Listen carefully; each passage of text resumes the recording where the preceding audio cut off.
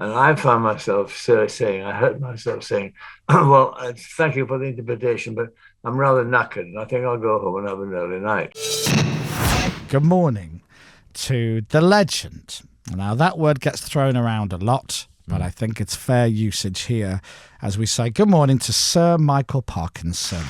Yeah. Good morning, Sir Michael Parkinson. Good morning, my lord. Good morning. How are you?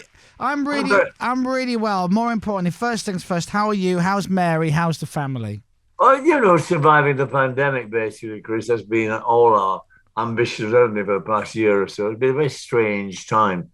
But I sit here looking out of my view of the Thames and people rowing by, and I think this is not a bad way to actually survive a pandemic.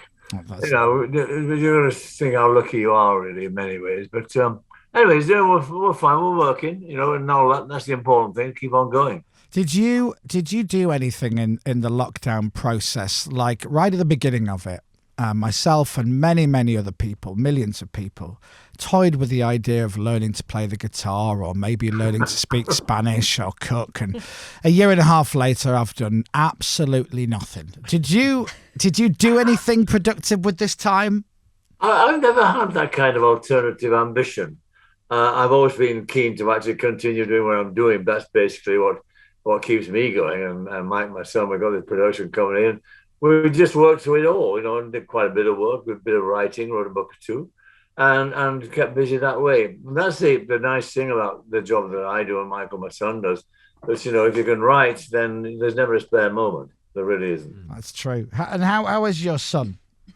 He's very well. He's the youngest in my tribe. I've got three boys. I'm actually youngest. And he's been with me now for a few years, many years. And more or less taken over the business, taking over from people I used to employ to run the business. But we've got a good partnership going. And it's very satisfactory when you have that relationship with somebody in your family to do the kind of work that you both love. And it's a great source of pride to actually to read something written by your son or your daughter or whatever it might be, and thinking, that's rather good. Because if you know, like I do, that writing, and I've been all my life, is difficult, you appreciate greatly people who actually enhance the occupation. Do you know what? It doesn't always work out when you work with the family members, when you work with the siblings. No, it doesn't. siblings. You're absolutely right. You are absolutely right. And it's a great blessing and a joy when it does. So I'm blessed and joyful. Well, God love you. We just mentioned it. I just mentioned briefly there the tour. So you are going out on tour. So now, if you don't mind, so Mike, can I call you Michael, or do you prefer? You call me Mike. Whatever you call me, yeah. Okay. Parky? Okay. I can't call you Parky. I don't know you well enough to call you Parky. You can call me Parky, for God's sake, Moyles. Hey. I went to. I sat in the audience of one of your shows once. You're interviewing a friend of mine, Johnny Colshaw, the. Oh yeah, yeah. And afterwards, we went back into the little green room and we had a little drink, and you were there. I think Mary was there that night, and I just remember thinking, there must be, Michael. Please don't disappoint me. There must have been times you'd done the show, you've interviewed a couple of people, and one of them says, "What are you doing now, Michael? We had a great interview. Let's go for dinner. Let's go for drinks." Did you ever, basically the question is, did you ever go boozing with any of the guests?